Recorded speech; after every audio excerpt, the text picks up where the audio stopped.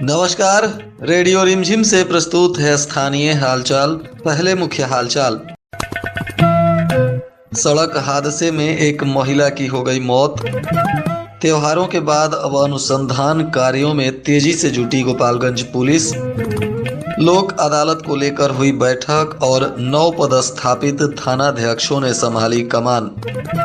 कई जगहों पर चला वाहन जांच अभियान और एक हत्याकांड में पति पत्नी दोनों को पुलिस ने किया गिरफ्तार।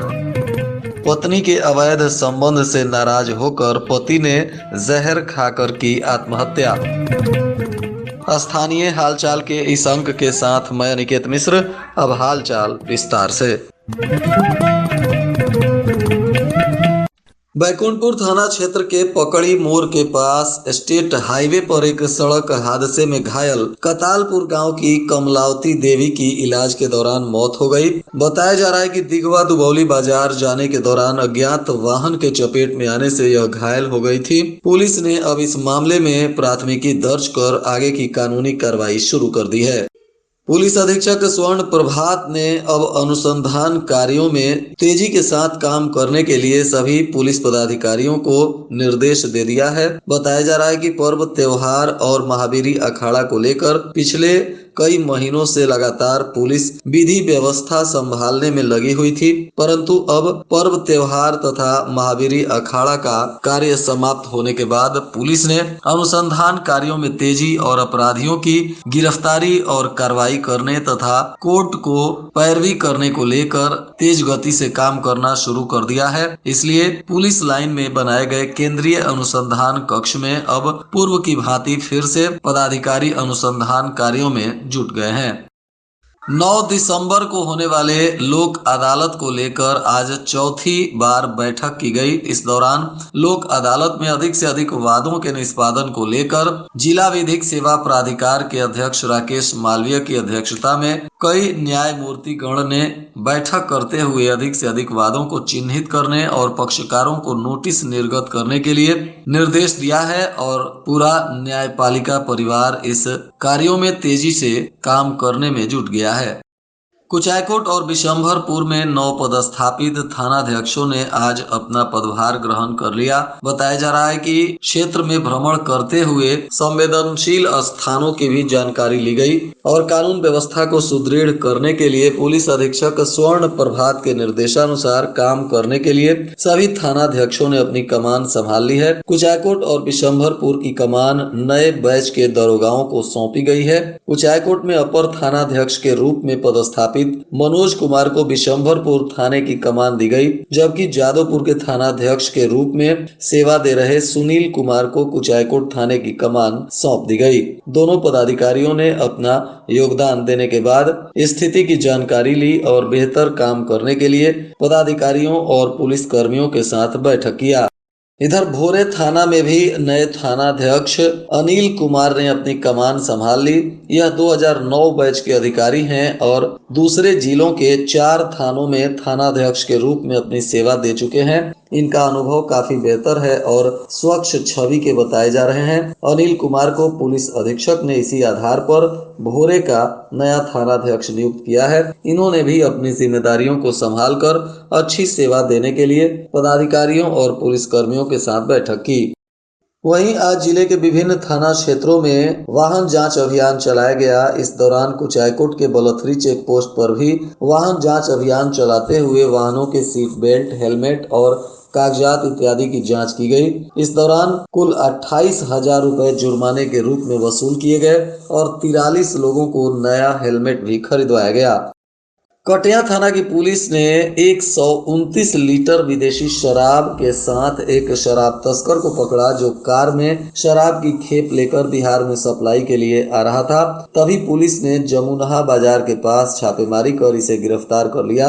यह आरोपी उत्तर प्रदेश के कुशीनगर जिला का रहने वाला सुनील पासवान है, जिसको पुलिस ने गिरफ्तार करने के बाद उत्पाद अधिनियम के तहत न्यायिक हिरासत में भेज दिया है और इसकी गाड़ी तथा शराब को पुलिस ने जब्त कर ली है। इधर माझागढ़ पुलिस ने काफी दिनों से फरार चल रहे हत्याकांड के आरोपी पति पत्नी को गिरफ्तार कर लिया, जिसे न्यायिक हिरासत में भेज दिया गया है। गिरफ्तार आरोपी का नाम ओसियर महतो बताया जा रहा है और उनकी पत्नी प्रियंका देवी है। दोनों पर 9 फरवरी 2023 को हत्याकांड का मामला दर्ज किया गया था। अब गुप्त सूचना के आधार पर दोनों को गिरफ्तार कर पुलिस ने न्यायिक हिरासत में भेज दिया और इनके मामलों की आगे पुलिस के द्वारा अनुसंधान की जा रही है। थावे थाना क्षेत्र के फुलुगनी काली मंदिर के पास शराब के साथ पुलिस ने एक आरोपी को गिरफ्तार कर लिया। थानाध्यक्ष शशि रंजन कुमार ने बताया कि गिरफ्तार आरोपी फुलुगनी गांव का रहने वाला रमेश शाह है, जिसे पुलिस ने न्यायिक हिरासत में भेज दिया। इसकी 75 पीस टेट्रा पैक देशी शराब को जब्त की गई है और आगे इसकी उत्पाद अधिनियम के तहत कार्रवाई की जा रही है। सिधोलिया थाना की पुलिस ने कुल 15 अभियुक्तों के घर इश्तेहार चस्पा कर दिया है। इस दौरान ढोल नगाड़े के साथ आरोपियों के घर पर इश्तेहार चस्पा किया गया है। तय समय के अंदर अगर आरोपी सरेंडर नहीं करेंगे तो पुलिस आगे इनके संपत्ति को कुर्क करते हुए अन्य कठोर कार्रवाई करने के प्रयास में जुट जाएगी। बैकुंठपुर प्रखंड के डुमरिया घाट पर लगने वाले कार्तिक पूर्णिमा स्नान मेला की तैयारी प्रशासन के द्वारा शुरू करा दी गई है। इस वर्ष कार्तिक पूर्णिमा स्नान में दूर दराज से लोगों के आने की संभावना है। कोरोना काल के बाद पहली बार यहां प्रशासनिक स्तर पर नारायणी महोत्सव का भी आयोजन किया जा रहा है।